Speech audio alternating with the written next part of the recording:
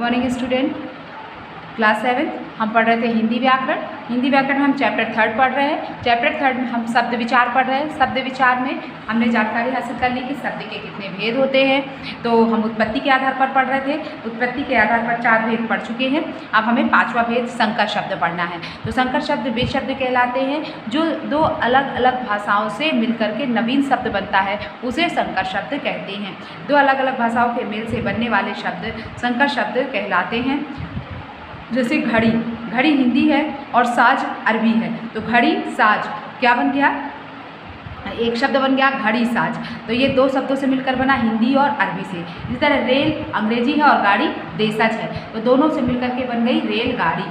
ठीक, इसी तरह वर्ष संस्कृत है और गांठ हिंदी है, दोनों को मिलकर के क्या बन गया, वर्षगांठ। इस तरह ये शब्द क्या कहलाए, संकर शब्द कहलाते हैं और इनका इस्तेमाल हमारी हिंदी में होता है। इसी तरह रचना के आधार पर अब हम पढ़ेंगे सेकंड टॉपिक, किसके आधार पर शब्दों का विभाजन हुआ, रचना के आधार पर। तो अभी हम उत्पत्ति के आधार पर पढ़ रहे थे, अब हम रचना के आधार पर पढ़ेंगे। रचना के आधार पर शब्दों को 3 भागों में बांटा गया। पहला रूढ़ शब्द, ऐसे शब्द जिनके अर्थ परंपरा से चले आ रहे तथा जिसके खंडों का कोई अर्थ नहीं होता, उन्हें रूढ़ शब्द कहते हैं। चले आ रहे तथा जिसके खंडों का कोई अर्थ नहीं होता, उन्हें रूढ़ शब्द कहते हैं। जैसे वृक्ष, तालाब, नारी, पुष्प आदि।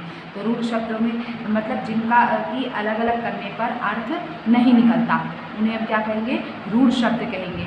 यौगिक शब्द वे शब्द कहलाते हैं जो 2 या 2 से अधिक शब्द या शब्दांशों से बने शब्द यौगिक शब्द कहलाते हैं। मतलब जिन शब्दों को अलग अलग करने पर अर्थ निकलता है, उन्हें यौगिक शब्द कहते हैं।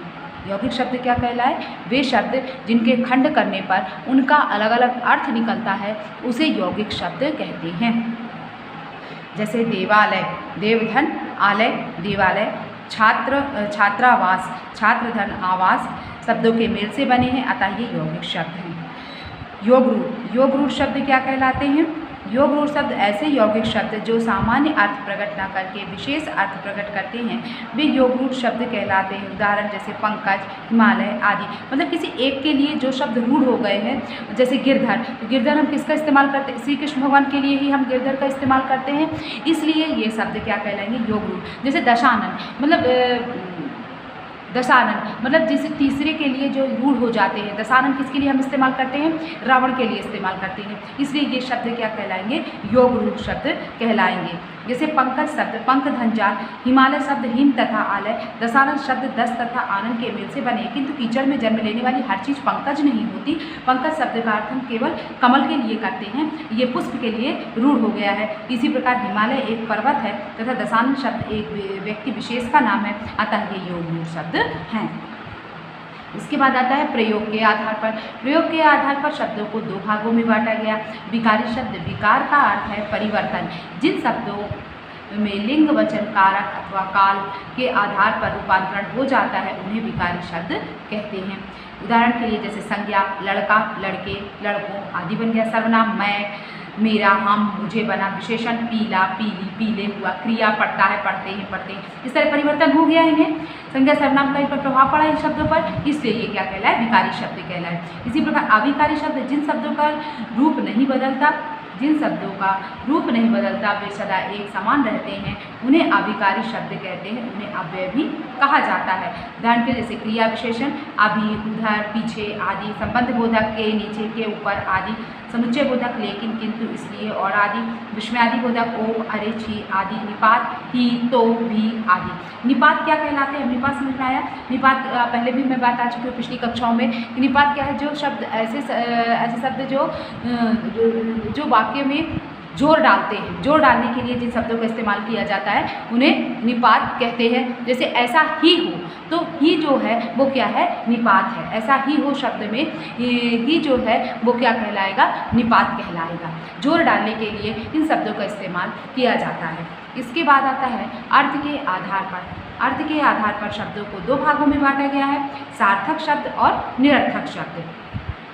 तो सार्थक शब्द क्या कहलाते हैं, जिन शब्दों का अपने आप में अर्थ होता है, उन्हें सार्थक शब्द कहते हैं। जिन शब्दों का अपने आप में अर्थ होता है, उन्हें सार्थक शब्द कहते हैं। जैसे सरोवर, क्षितिज, जानवर, विद्यालय आदि।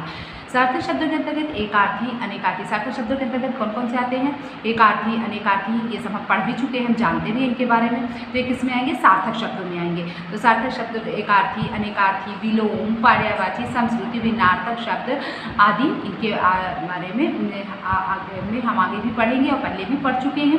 तो ये सार्थक शब्द कहलाते हैं। इसके बाद निरर्थक शब्द, जिन शब्दों का कोई अर्थ नहीं होता परंतु भाषा में इनका प्रयोग किया जाता है, वे निरर्थक शब्द कहलाते हैं। मतलब निरर्थक शब्द जो है सार्थक शब्दों के साथ लग करके अपना अर्थ प्रकट करने लगते हैं, इसलिए उन्हें हम निरर्थक शब्द कहते हैं। निरर्थक शब्द में अपना कोई अर्थ उनका नहीं होता है। जैसे आपने खाना वाना खा लिया तो खाना के साथ वाना लग गया, तो लेकिन अर्थ स्पष्ट हो रहा है कि खाने के लिए कहा जा रहा है। ठीक है, इस तरह तुम अंट संट बातें मत करो। तो ये अंट संट अपने आप में अलग रख दिया जाए तो ये निरर्थक है। खाना वाना अगर रख दिया जाए तो निरर्थक है। लेकिन वाक्य में ऐसे शब्दों का इस्तेमाल करने से बात, जब वाक्य में सार्थक शब्दों के साथ जब निरर्थक शब्दों का इस्तेमाल किया जाता है तो उनका अर्थ स्पष्ट होने लगता है, उन्हीं को हम निरर्थक शब्द भी कहते हैं। उपरोक्त वाक्यों में वाना तथा अंतसन निरर्थक शब्द हैं जो वाक्य रचना में सहायक होते हैं। कुछ निरर्थक शब्द इस प्रकार हैं जैसे वाय, बोटी, वास्ता, वाणी आदि। ठीक, अब हम पढ़ेंगे कि हमने अब आज क्या सीखा। वर्णों के व्यवस्थित तथा सार्थक समूह को शब्द कहते हैं। उत्पत्ति की दृष्टि से शब्द के 5 भेद होते हैं: तत्सम, तद्भव, देशी, विदेशी तथा शंकर शब्द। रचना की दृष्टि से शब्द के 3 भेद हैं: रूढ़, यौगिक तथा योग रूढ़ शब्द। प्रयोग की दृष्टि से शब्द के 2 भेद होते हैं: विकारी तथा अविकारी शब्द। अर्थ की दृष्टि से शब्द के 2 भेद होते हैं: सार्थक तथा निरर्थक शब्द। ठीक है, इतना समझ में आया? जो नहीं समझ में आया डाउट क्लास में पूछ लीजिएगा।